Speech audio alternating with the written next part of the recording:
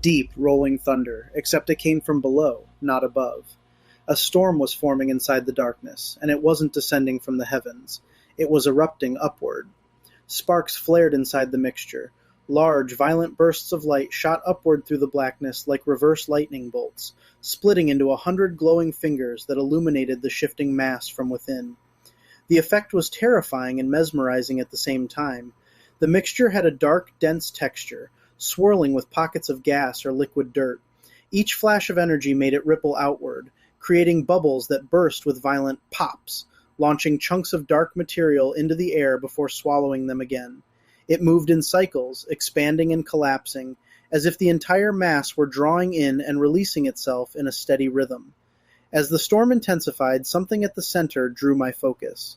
A magnetic force, stronger and more defined, began to pull in the energy around it. Bolts of electric light converged inward, swirling into a concentrated spherical field. It formed quickly, as if guided by something invisible yet intentional. Inside that field, a smaller ball of pure energy emerged, bright and tight like a condensed storm trapped inside a globe. It didn't drift randomly, it fought. It resisted the confinement around it. It bounced from one side of the magnetic shell to the other with increasing intensity. Every time it approached the boundary, the magnetic field repelled it with equal force, sending it ricocheting in another direction. It was not random movement, it reacted. It resisted. There was something within it that did not accept the boundary that contained it. It did not move freely. It pressed against that boundary again and again, as if testing it, as if trying to understand what held it there. As I watched, I began to sense something I could not yet explain. The storm around it moved with force and reaction, but what was inside the sphere felt different. It was not only moving, it was responding. There was a separation forming between what surrounded it and what was becoming aware within it.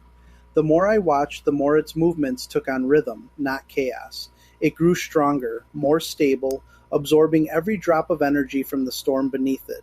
Sparks fed into it from the electrical column rising from the swamp-like mixture below, and the energy ball glowed brighter with each surge.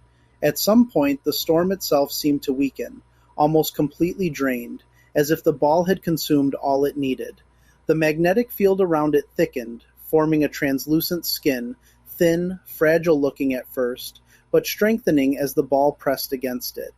The shell stretched, elongating into a shape resembling a cylinder with a rounded top, reminiscent of a massive water tower, only made of electricity instead of steel. The energy ball settled into the upper, bulbous portion of the structure, glowing so intensely I should have been blinded, but in the vision I could see every detail without pain. Then something began to change. Thin strands of energy, tentacle-like extensions, reached outward, pressing against the inside of the magnetic shell. They stretched, strained, searching for space. Each time they met resistance, they split, branched, and extended further.